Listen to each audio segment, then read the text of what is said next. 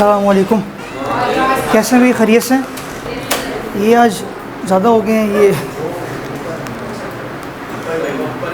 एक टेक्स्ट कर दें उनको, सर ये लड़के काफ़ी सारे गायब हैं, उनको बुला लें, अगर उनको पैगाम पहुंचा दें। लड़के किधर गए हैं? कहीं ऊपर घूम रहे हैं। अच्छा भाई, टॉपिक जो हमने स्टार्ट करना है आज, वो आपकी बुक में भी पहला ही टॉपिक है, ठीक है? IS 16 शुरू करते हैं आम तौर पे, लेकिन IS 16 शुरू नहीं कर रहा। उसकी वजह ये है कि आप में से जो आधे से ज़्यादा लोग हैं वो पहले से ही इस क्लास का हिस्सा हैं। उनको मैंने काफ़ी सारा जो पोर्शन है IS 16 का वो मैं करवा चुका हूँ। तो अगर मैं दोबारा ही वहीं से उनको करवाता तो क्लास में आधा जो इंटरेस्ट है, आधे लोगों का इंटरेस्ट होता ही ना। तो लिहाजा पूरी की पूरी क्लास को एक ही नुक्ते पे जमा करने के लिए, इंटरेस्ट रखने के लिए नया टॉपिक करवाना ज़रूरी था। जी जी कर दें, बिल्कुल कर दें। मेरी तरफ से दोनों ही कर दें बंद। अभी वो बिजली शायद नहीं है, तो बिजली कुछ देर में आ जाएगी तो AC भी ऑन हो जाएगा। तो थोड़ा सा आप अगर वेट कर लें तो वक्त गुजर जाएगा, ठीक है? वक्त तो वैसे भी गुजर ही जाएगा। 6 महीने तो नहीं है, 4 महीने पढ़ के गुजार लो या खूब यशी करके गुजार लो, गुजर तो जाएंगे। ये पढ़ के गुजार लोगे तब भी गुजर जाएंगे, और मज़े करके गुजार लोगे तब भी गुजर जाएंगे। तो मज़े करने के बाद एंड पे जो एक चीज़ बाकी रह जाएगी, काश मैं पढ़ लेता।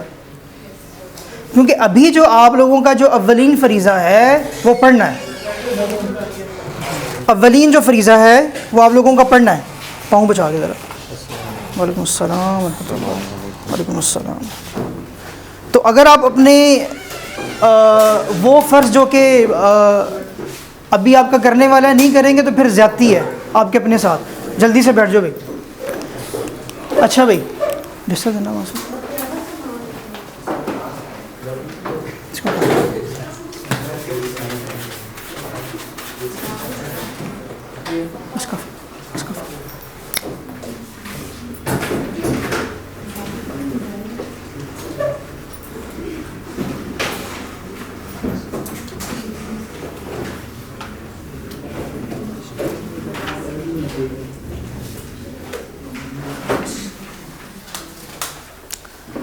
अभी कुछ देर पहले आप सिर्फ सुन लें मुझे, और बाद में लिख लीजिएगा।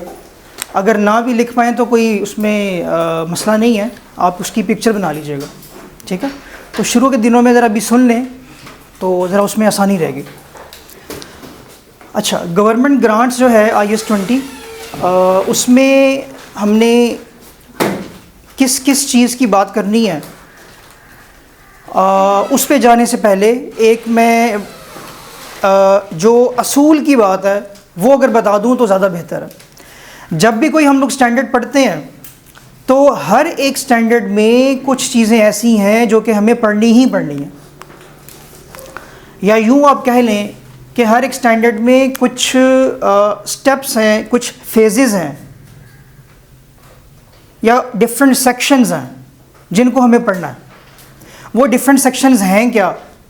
अगर उनकी बात की जाए तो किसी भी स्टैंडर्ड में हम जब भी उसको स्टार्ट करते हैं, उसको पढ़ना शुरू करते हैं, तो सबसे पहले हम उसके ऑब्जेक्टिव की बात करते हैं कि इस स्टैंडर्ड की वजह तख्लीक क्या है, किस स्पेसिफिक इशू को एड्रेस करने के लिए इस स्टैंडर्ड को बनाया गया। ऐसी कौन सी ज़रूरत पेश आ गई अकाउंटिंग में या फाइनेंशियल रिपोर्टिंग में कि इस स्टैंडर्ड को बनाना पड़ा, या उसको उस स्पेसिफिक इशू को एड्रेस किसको किया गया और क्यों करना पड़ा। तो पहले तो हम उसके अंदर किसी भी स्टैंडर्ड में हम उसके ऑब्जेक्टिव की बात करते हैं। ये जो ऑब्जेक्टिव होता है, आम तौर पे पेपर के अंदर किसी भी सवाल के अंदर ये टेस्ट नहीं किया जाता, ये सिर्फ आपके नॉलेज के लिए। ऑब्जेक्टिव जो है आपको ना ही रट्टा लगाने की ज़रूरत है, ना ही आपको उसको जहन नशीन करने की ज़रूरत है कि भाई आप पहले 10 मिनट उसके लिए मुख्तस करें और याद करें कि इसका ऑब्जेक्टिव क्या है। नहीं, ऐसी ज़रूरत नहीं है। एक दफ़ा बस बोल दिया आपने, सुन लिया, काफ़ी है। स्टैंडर्ड अगर आपको आता है तो आपको बेलाशुबा उसका ऑब्जेक्टिव भी पता है, क्योंकि जो स्टैंडर्ड में पढ़ा है वही तो उसका ऑब्जेक्टिव है। तो जो पूरे स्टैंडर्ड में पढ़ा आपने, उसी को अंग्रेज़ी की एक उसमें लाइन में लिख दें आप, एक सेंटेंस में, 2 सेंटेंसेस में, 3 जुमलों में लिख दें, वही उसका ऑब्जेक्टिव बन जाएगा। बात समझ में आ रही है? ऑब्जेक्टिव के बाद हम लोग किसी भी स्टैंडर्ड के स्कोप की बात करते हैं। स्कोप से क्या मुराद है? ये स्टैंडर्ड कहां कहां या किस किस चीज पर अप्लाई होगा। ठीक हो गया? उसकी हद मुकर्रर की जाती है। उसके बाद हम लोग बात करते हैं डेफिनेशंस की। उसके अंदर डेफिनेशंस आती हैं हमारे पास। जो लोग बिल्कुल पीछे बैठे हुए हैं उनको शायद थोड़ा देखने में थोड़ा सा प्रॉब्लम फेस करना पड़े, तो कोई बात नहीं, मैं कोशिश करूँगा कि मैं मज़ीद बड़ा लिखना शुरू कर दूँ। और बोल तो वैसे भी रहा हूँ, तो आपको अगर कोई चीज़ समझ ना आए लिखी हुई तो आप पूछ सकते हैं, तो मैं बता दूँगा। मैं डेफिनेशंस हैं। अच्छा, डेफिनेशंस के बाद हमारे पास रिकॉग्निशन क्राइटेरिया होता है।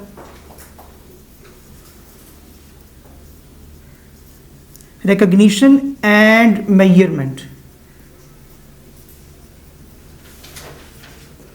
इसके बाद हमारे पास आता है सबसीक्वेंट रिकॉग्निशन भी आ सकती है और मेजरमेंट भी आ सकती है, तो हम लोग वो भी लिख लेते हैं।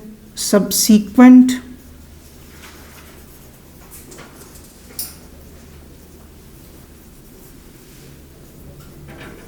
Recognition and measurement.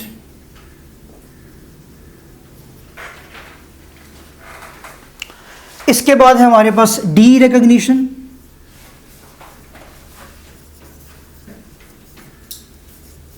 और आखिर में है हमारे पास प्रेजेंटेशन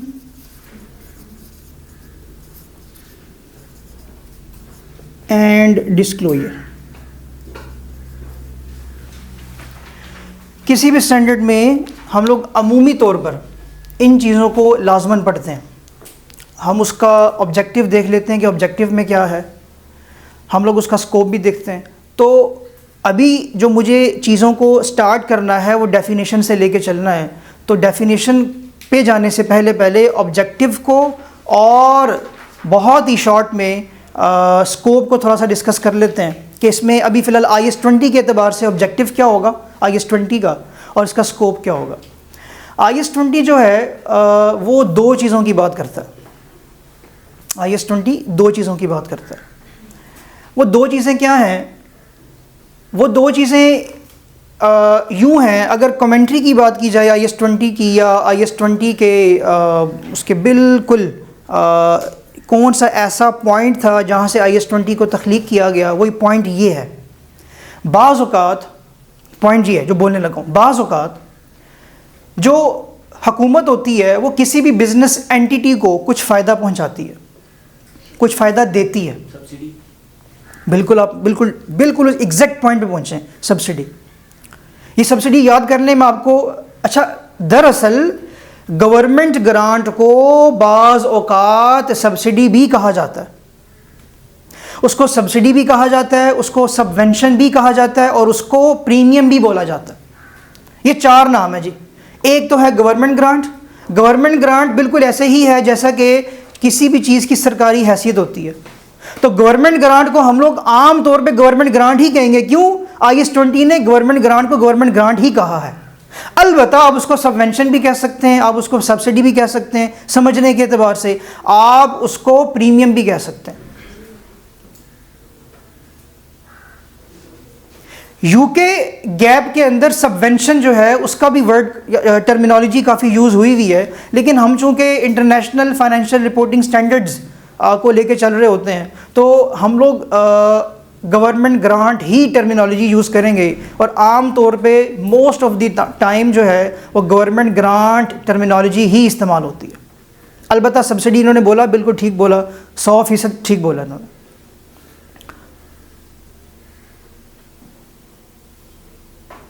बाज़ औक़ात हुकूमत किसी एंटिटी को कुछ फ़ायदा पहुंचाती है। वो फ़ायदा कोई मशवरा भी हो सकता है,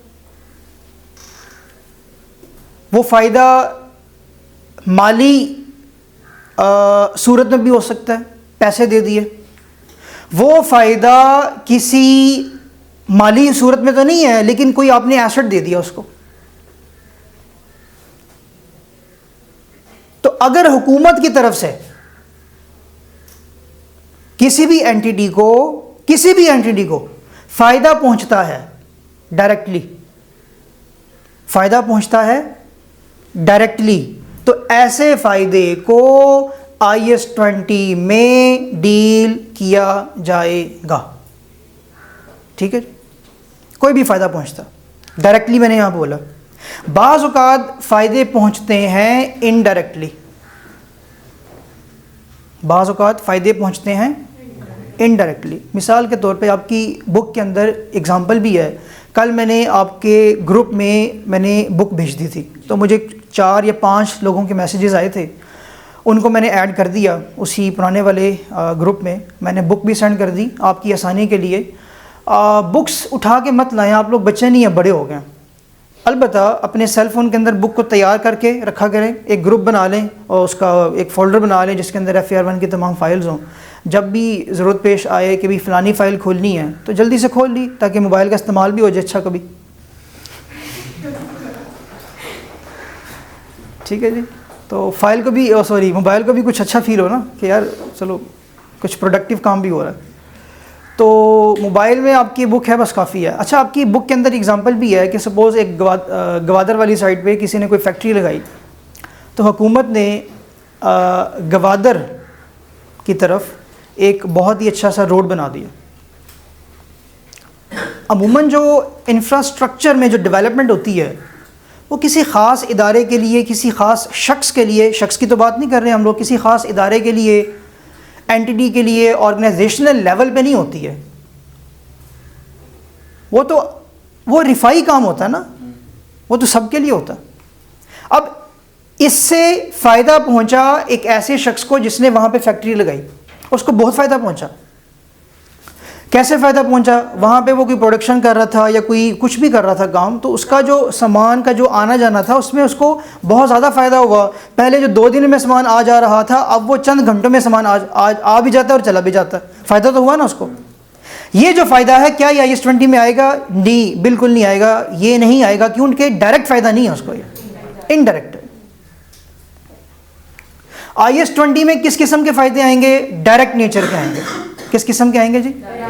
डायरेक्ट नेचर के आएंगे।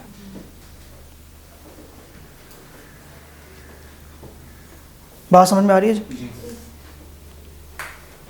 तो एक तो हमने ये चीज़ सीख ली कि IS-20 को शुरू करने से पहले कि हुकूमत बाज़ औक़ात किसी एंटिटी या ग्रुप ऑफ एंटिटीज़ को जब फ़ायदा पहुंचाती है तो उस फ़ायदे को कोई भी एंटिटी कैसे रिकॉर्ड करे, उसके लिए IS-20 पेश किया गया कि भी इसके मुताबिक आप उसको रिकॉर्ड कर सकते हैं। याद रहे, यहाँ पे जो बेनिफिट बात की जा रही है वो डायरेक्ट नेचर का होगा, इनडायरेक्ट नेचर का नहीं होगा। ऐसा फ़ायदा ना हो जो कि आम लोगों के लिए था और आपको भी मिल गया और आपने उसकी अकाउंटिंग की भी हो, ऐसा नहीं होगा। क्लियर हो गया जी? अब आगे चलते हैं। अब चूंकि डायरेक्ट फ़ायदे पे हम लोग आ गए, तो इसी डायरेक्ट फ़ायदे को फिर हम लोग आगे 2 टाइप्स में कन्वर्ट करते हैं। उसको हम लोग बाद में बल्कि अभी बता देते हैं, क्योंकि मैंने ऑब्जेक्टिव में उनका नाम भी लेना है। ये जो बेनिफिट है, इस बेनिफिट को हम लोग पहले बोलते हैं गवर्नमेंट असिस्टेंस। क्या बोलते हैं जी? गवर्नमेंट असिस्टेंस बोलते हैं। उसको लिख लेते हैं हम लोग। हमारे पास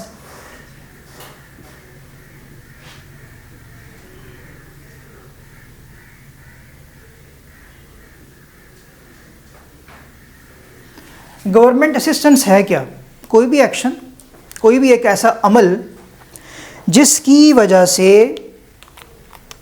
किसी ख़ास एंटिटी को या ग्रुप ऑफ एंटिटीज़ को फ़ायदा पहुंचा।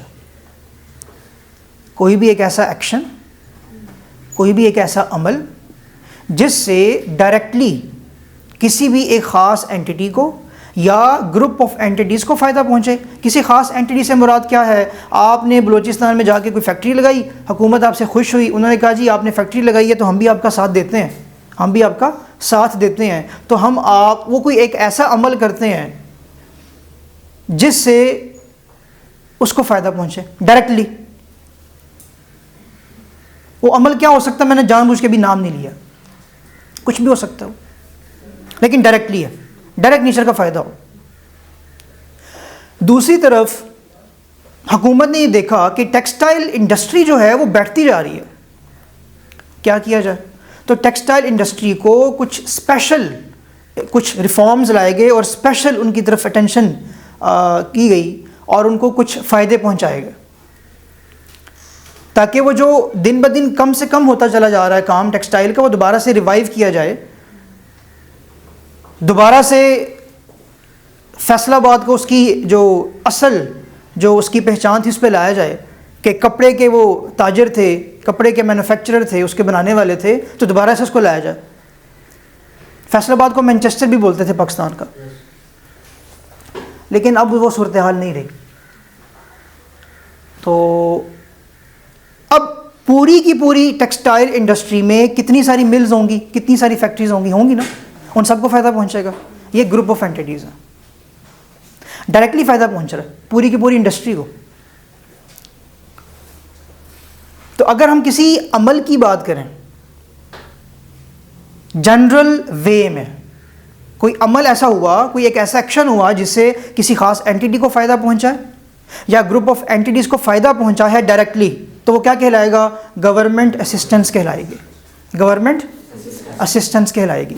याद रखें, गवर्नमेंट असिस्टेंस की अकाउंटिंग नहीं करते, गवर्नमेंट असिस्टेंस की अकाउंटिंग नहीं करते। अकाउंटिंग से क्या मुराद है? इसको रिकॉर्ड करना, रिकॉर्ड नहीं करते हैं। IAS 20 ने हमें ये कहा है कि अकाउंटिंग सिर्फ गवर्नमेंट ग्रांट की होगी। किसकी होगी? गवर्नमेंट असिस्टेंस की नहीं होगी। अकाउंटिंग किसकी होगी? गवर्नमेंट असिस्टेंस की नहीं होगी। अच्छा, गवर्नमेंट असिस्टेंस क्या है? कोई भी एक अमल। अब इससे अगले स्टेप पे चलते हैं। गवर्नमेंट ग्रांट क्या है? गवर्नमेंट ग्रांट सबसे पहले तो गवर्नमेंट असिस्टेंस है। गवर्नमेंट ग्रांट क्या है? सबसे पहले तो गवर्नमेंट असिस्टेंस है। इसके अंदर मज़ीद क्या एडिशन किया गया कि गवर्नमेंट ग्रांट बन गई। गवर्नमेंट ग्रांट पहले तो गवर्नमेंट असिस्टेंस है, एडिशनली उसके अंदर ये होगा कि गवर्नमेंट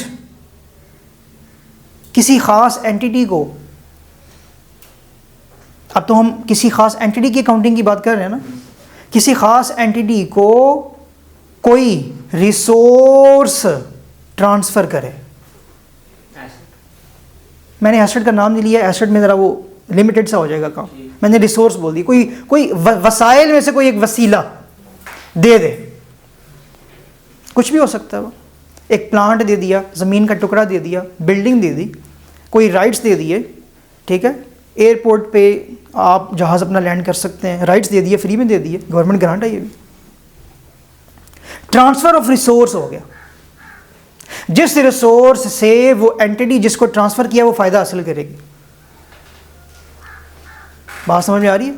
गवर्नमेंट असिस्टेंस क्या था? एक जनरलाइज्ड वे में हम कोई भी अमल कह सकते हैं, लेकिन उसमें ट्रांसफ़र ऑफ रिसोर्स नहीं था, ट्रांसफ़र ऑफ रिसोर्स नहीं था। हाँ, एग्जांपल दे देते हैं आपको। आप लोगों ने शायद PTV पे देखा हो, वो आता था कि इश्तिहार किसानों के नाम अहम पैगाम, अब भी शायद आता हो, वल्लाह अल्लाह। तो किसानों के नाम अहम पैगाम में वो क्या करते थे कि भी गंदम के काश्तकार ये करें, अच्छा जो गन्ने के काश्तकारी कर रहे हैं वो ये करें, और कपास के काश्तकारों के नाम अहम पैगाम वो ये काम करें, ये वाली यूरिया खाद इस्तेमाल करें, इस महीने से लेके इस महीने तक पानी लगाएं, इस महीने में पानी ना लगाएं, बारिशें होने की सूरत में ये करें, ये करें, ये करें। क्या ये अमल नहीं है? क्या आपको हुकूमत मुफ्त में मशवरा नहीं दे रही? दे रही है ना, असिस्टेंस होगी, ट्रांसफ़र ऑफ रिसोर्स नहीं है। लेकिन इंडस्ट्री तो है ना, किसानों के नाम अहम पैगाम, पूरी एग्रीकल्चर इंडस्ट्री है कि नहीं? ग्रुप ऑफ एंटिटीज़ हैं, तो पूरी एग्रीकल्चर वालों को मुखातिब करके कहा जा रहा है। आप ये देखें ना, कपास के काश्तकारों के नाम अहम पैगाम, तो वो कपास के काश्तकार तो हैं ही हैं, लेकिन उसके बाद जो कि टेक्सटाइल में जो वो कपास जाती है, वो रिफ़ाइन होती है, वहाँ पे जो भी मामलात होते हैं वो भी तो इन्वॉल्व हैं कि नहीं है?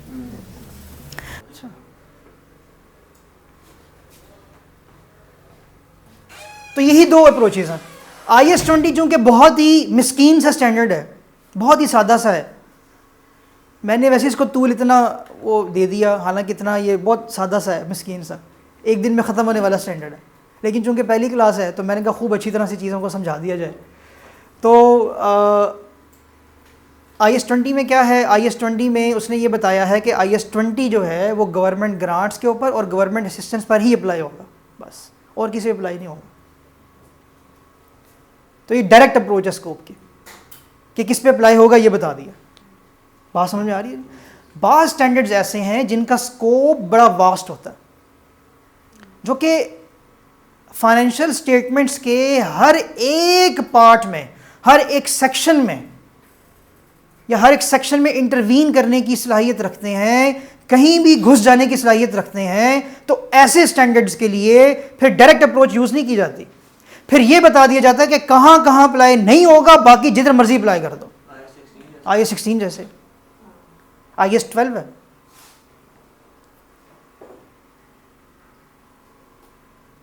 IS-38 है, जो बड़े स्टैंडर्ड्स वहाँ पे होता। बात समझ में आ रही है जी? कोई मसला? गुड। अब आ जाए डेफिनेशंस के ऊपर।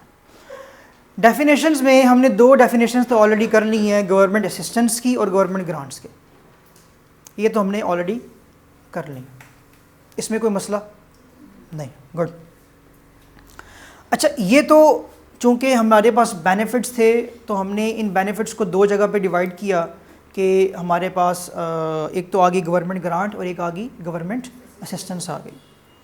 बाकी जो डेफिनेशंस हैं इसके अंदर एक है फेयर वैल्यू की, फेयर वैल्यू को भी हम लोग अभी डिफ़ाइन करेंगे, और इसके अलावा और भी डेफिनेशंस हैं। तो मैं अप्रोच ये वाली अपनाता हूँ अभी कि बजाय इसके कि पहले सारी डेफिनेशंस एक ही साथ बता दी जाएं, उसमें मज़ा नहीं आएगा। हर एक डेफिनेशन को जब बोला जाए तभी बता दिया जाए तो ज़्यादा बेहतर है, समझ भी ठीक आएगा मौके की मुनासबत से। तो लिहाजा हम फ़ौरन से चलते हैं रिकग्निशन और मेजरमेंट के ऊपर। ठीक है जी? रिकग्निशन से मुराद क्या है? डेफिनेशंस में याद रहे हमने दो डेफिनेशंस पढ़ ली हैं, गवर्नमेंट असिस्टेंस और गवर्नमेंट ग्रांट। आपकी किताब में डेफिनेशन मौजूद भी है, जिसने रट्टा लगाना हो वहाँ से लगा ले, रट्टा लगाने से फ़ायदा नहीं होगा, समझ में आ गया काफ़ी है बस। अब रिकग्निशन की बात करते हैं। रिकग्निशन का मतलब है क्या?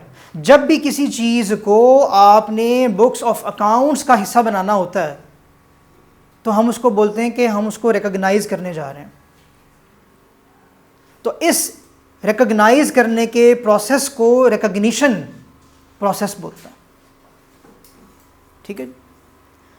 अब गवर्नमेंट ग्रांट्स हैं, अकाउंटिंग किसकी होनी है? गवर्नमेंट ग्रांट्स की होनी है। गवर्नमेंट असिस्टेंस की तो अकाउंटिंग होनी नहीं है। जब अकाउंटिंग ही नहीं होनी उसकी तो उसकी रिकग्निशन की बात भी नहीं है। रिकग्निशन किसकी होगी? Only government grants. जब रिकग्निशन होगी तो जिस तरह IS-16 में जब आप छोटे थे, ITA में डेप्रिसिएशन के अंदर समहाउ आपने कहीं ना कहीं प्रॉपर्टी प्लांट एंड इक्विपमेंट का IS-16 का रिकग्निशन क्राइटेरिया पढ़ा था। रिकग्निशन क्राइटेरिया क्या होता है? किसी भी स्टैंडर्ड में जिस चीज़ की ख़ास तौर पे बात की जा रही हो उसको जब भी बुक्स ऑफ अकाउंट्स का हिस्सा बनाना है तो किन शर्तों को मलहूज़े खातिर रखते हुए आपने उसका हिस्सा बनाना है, वही तो रिकग्निशन क्राइटेरिया कहलाता है।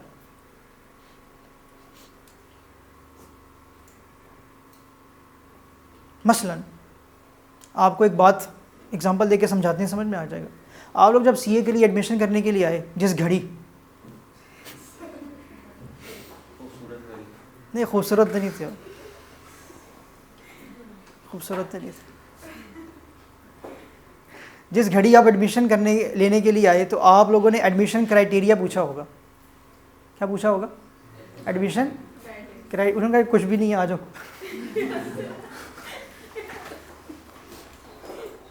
CA में ख़ास बात है, सबको बुला लेता है, छांटी खुद ही करता है। बाकी लोग जो हैं वो जालिम हैं, वो पहले छांटी करके लेते हैं। यहाँ पर सबको बुला लेते हैं, कहते हैं आ जाओ, सब शौक पूरा कर लो। हाँ, सब शौक पूरा कर लो, हम बताएंगे किसको आगे लेके जाना है, किसको नहीं लेके जाना। ठीक है। तो बाकी लोग तो पहले से दिल तोड़ देते हैं ना, यहाँ पे कम से कम दिल तो रखने का रिवाज है, दिल रख लेते हैं, फिर उसके बाद आराम आराम से हाँ आराम आराम से, हाँ आराम से तोड़ते हैं। और जब तक टूटते हैं ना आप, हाँ हमने बहुत सारे बच्चों को देखा टूटते हुए, बेचारों को फिर समझ नहीं आती कि क्या करें आप। बच्चे डर रहे हैं आपकी बातों से। नहीं, मैंने बताया था कि FR1 बहुत आसान है। सर सब डर गए आप। खैर कोई बात नहीं, अभी असल में देखे ना, आज सिर्फ तीसरा दिन है यार, आज तीसरा दिन है, और ये भी तो है ना, हम गपशप कर ही नहीं सकते, तो इसलिए डर लग रहा है इनको। कोई बात नहीं। अच्छा, हम लोग अभी बात कर रहे थे रिकग्निशन क्राइटेरिया की। तो एडमिशन क्राइटेरिया क्या था, आपने पूछने का जी कुछ भी नहीं है। अगर कुछ बताया भी था तो उन्होंने कहा जी मिनिमम 60% मार्क्स हों और आपने इंटर या उसके इक्विवेलेंट कुछ किया हो तो आप आ सकते हैं। यही तो आपका क्राइटेरिया था, यानी कि शर्तें क्या हैं। इसी तरह IAS 20 में गवर्नमेंट ग्रांट को बुक्स ऑफ अकाउंट्स में दाखिल करने के लिए, रिकग्नाइज करने के लिए क्या क्राइटेरिया है? 2 हैं जी पॉइंट्स, 2 पॉइंट्स हैं। उन दोनों पॉइंट्स के लिए रीजनेबल एश्योरेंस का होना ज़रूरी है। 2 पॉइंट्स हैं और दोनों पॉइंट्स के लिए किसका होना ज़रूरी है? Reasonable assurance. अब ये क्या बिला है? 2 पॉइंट्स क्या, पहले वो सुन लें। जिसको आप गवर्नमेंट ग्रांट कह रहे हैं, सबसे पहले तो आपको ये देखना है कि जिसको आप कह रहे हैं गवर्नमेंट ग्रांट, क्या वो वाकई है IAS 20 के मुताबिक भी। तो सबसे पहले तो आप देखें कोई अमल डायरेक्टली है या इनडायरेक्ट है। इनडायरेक्ट है तो वो पहले लीग से बाहर हो गया। डायरेक्ट है तो देखें क्या ट्रांसफर ऑफ रिसोर्स है कि नहीं है।